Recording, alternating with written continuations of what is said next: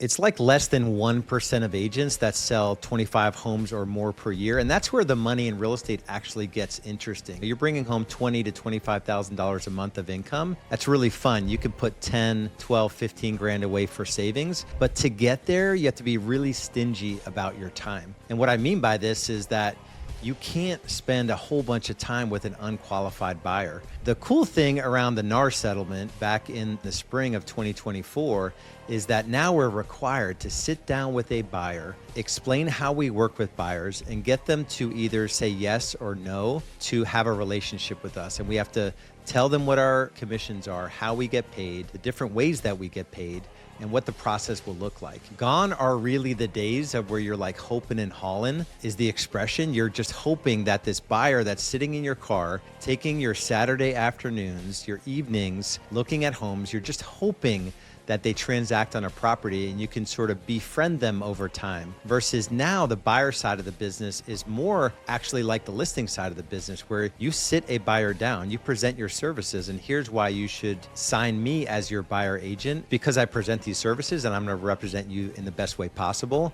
And here's my track record, and here's what I've done for these 3 clients and how I negotiated this dollar amount off the home. I got these terms. We had a difficult repair negotiation and I worked through it. So you legit have to sit down with buyers now at a pro level and present your services. It used to be entirely the opposite, where you could meet someone at a random open house, call them the next week and say, hey, let's go out and look at some properties, and never discuss. Even though most states require you explain buyer agency, nobody really, like most of the industry, just tried to work with them long enough. Well, surely they're not going to go and do a one-off deal with a for sale by owner, or surely they're not going to buy new construction without using me as their agent. But half of the time that happens, where there is no loyalty, there is no business agreement.